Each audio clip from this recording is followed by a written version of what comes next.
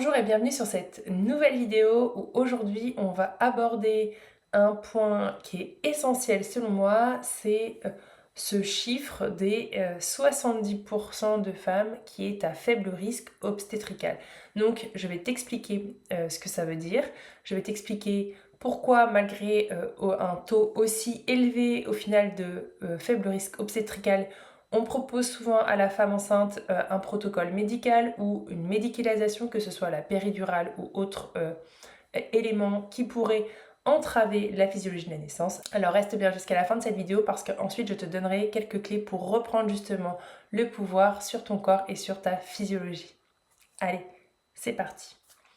Donc dans un premier temps, je vais t'expliquer qu'est-ce que veut dire ces 70%. Donc qu'est-ce que ça veut dire ces 70%? C'est-à-dire qu'il y a aujourd'hui 7 femmes enceintes sur 10 qui n'a potentiellement aucun risque d'accoucher de manière physiologique. Ça veut dire qu'elle n'a aucune pathologie sous-jacente, que ce soit du diabète gestationnel ou un problème médical sur son bébé ou sur son corps.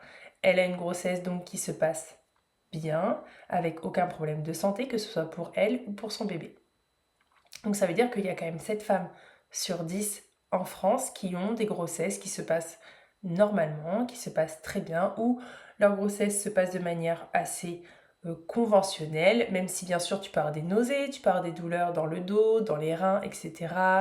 Des petits bobos dits de grossesse comme par exemple des infections urinaires ou des choses comme ça, mais tu n'as pas de contre-indication à avoir un accouchement où c'est ton corps qui fait l'ensemble du boulot. Donc qu'est-ce que ça veut dire? Tu n'as que seulement 3 femmes sur 10 qui potentiellement devraient être suivies par un gynécologue et par une maternité spécialisée parce que son bébé ou elle-même a une problématique médicale de type diabète ou de type malformation du bébé, etc. etc. Dans ces cas-là, bien entendu, la médicalisation est essentielle pour le bien-être de la mère et du bébé. Mais dans le cas contraire, ces 7 femmes-là pourraient avoir tout un accouchement sans aucune intervention médicale. Et pourtant, aujourd'hui, les chiffres montrent que 75% des femmes ont recours à la péridurale. Donc tu vas me dire, mais comment ça se fait qu'il y a un chiffre aussi avec un aussi gros écart de ces 70% de femmes qui pourraient accoucher de manière naturelle, mais pourtant tu as quand même 75% qui utilisent la péridurale.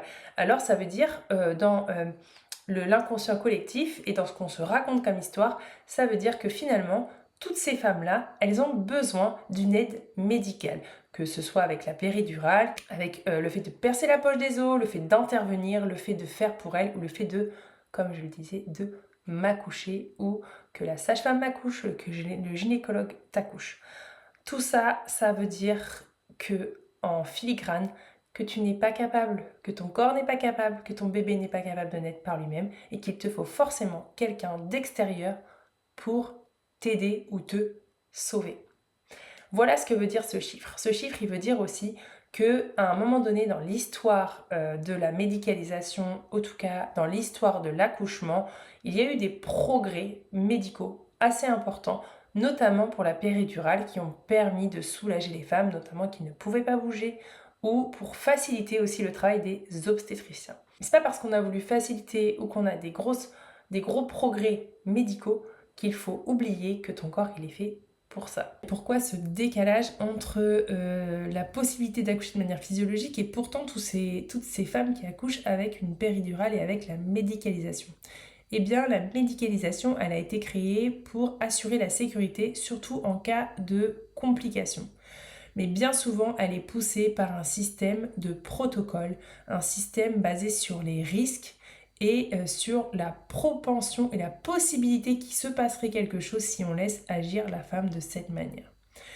Tous ces protocoles et toute cette médicalisation peut entraver le processus physiologique de la femme qui accouche et de son bébé à naître.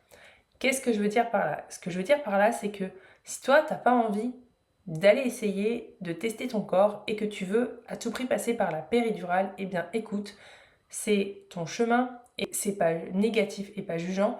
Pour autant, ça veut dire que si tu rentres dans cette option-là, tu entres dans l'option on va m'accoucher, on va intervenir sur mon corps et sur mon bébé. Parce que lorsque tu fais appel à quelque chose d'extérieur, forcément, tu t'appuies sur les autres et non sur toi.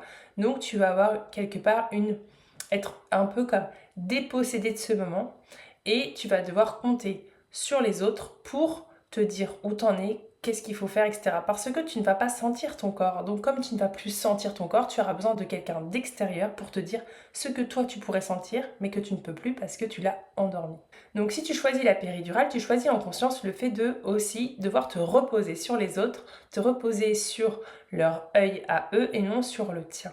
Alors que si tu choisis d'aller vers la physiologie de la naissance, et ben tu choisis d'être la seule responsable de ton accouchement et donc de reprendre le contrôle sur tes ressentis, sur ton corps et sur comment tu veux le vivre. Donc qu'est-ce que ça veut dire? Ça veut dire que ce jour-là, le jour où tu choisis de essayer, ça ne veut pas dire que tu vas finalement aller jusqu'au bout parce que effectivement l'accouchement est un moment unique dans la vie où on ne peut pas prédire tout ce qui va se passer, mais dans tous les cas tu peux quand même t'y préparer. Et donc ce que tu vas faire, c'est que tu vas reprendre le contrôle, le pouvoir sur ton accouchement et au lieu de te dire que c'est les autres qui vont t'accoucher, tu vas dire que c'est toi qui accouches ton bébé et ton corps. Et ça change tout dans la posture. Tu te remets dans la posture de celle qui est responsable et qui prend ses responsabilités. Et en fait, le fait de se responsabiliser dès l'accouchement et dès la grossesse, ça va avoir un effet rebond bénéfique sur la suite parce que lorsque tu deviens maman et quand tu deviens aussi papa ou coparent, eh bien, tu devras aussi devenir responsable de ton enfant et prendre des décisions pour lui, pour sa santé, pour son bien-être, pour son alimentation, pour son sommeil, etc. Et en fait, l'accouchement, c'est le premier acte de responsabilité que tu t'offres.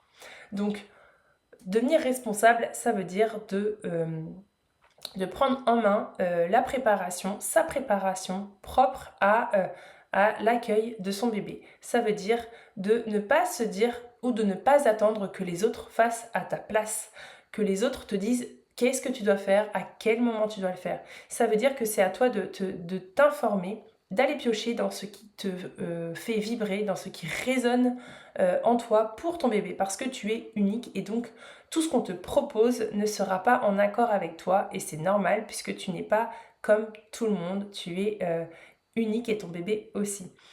Mais surtout, le plus important, c'est de dire que même si le médical existe, et c'est très bien qu'il existe parce qu'il en faut aussi, et c'est important de pouvoir se reposer sur le médical, ça ne veut pas dire que tu dois tout déposer dans le médical et que tu dois complètement te laisser porter par lui.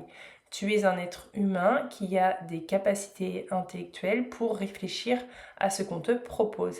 Et donc, tu as le droit de dire que toi, tu fais partie de ces 7 personnes sur 10 qui n'est pas à risque et que donc, tu peux créer un projet de naissance qui soit en respect avec ça, c'est-à-dire de dire que toi, tu ne veux pas du tout de médicalisation lors de ton accouchement parce que tu n'es pas à risque. Et donc, ça veut dire que tu reprends le contrôle de qu'est-ce que ça veut dire.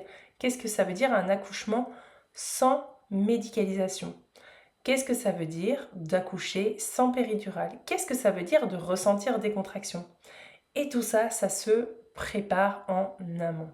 Déjà, le premier point, c'est je te dirais, de bien préparer ton projet de naissance. Ensuite, ça serait de bien choisir là où tu veux accoucher, que ce soit dans une maternité ou à domicile avec une sage-femme à domicile. Dans tous les cas, ce sont déjà les 2 premiers points essentiels pour pouvoir construire un accouchement physiologique de manière sereine et surtout alignée avec qui tu es. Si tu veux en savoir plus, déjà, je te propose de télécharger un projet de naissance que j'ai créé pour t'accompagner justement dans le début de ta réflexion. Tu as juste à m'envoyer en message privé sur Instagram « Je le veux » ou « Projet de naissance » et je te le transfère. Et si tu as besoin davantage d'aller plus loin, n'hésite pas à m'envoyer un message pour me demander des informations ou des conseils justement pour commencer ta réflexion sur le fait que tu peux et que ton corps et ton bébé sont prêts et sont faits pour accoucher et naître en toute sécurité.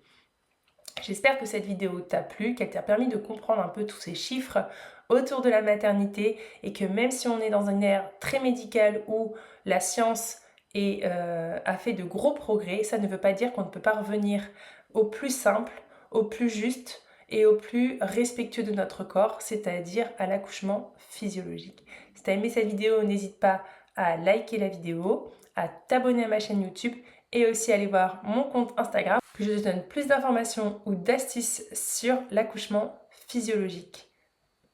À bientôt!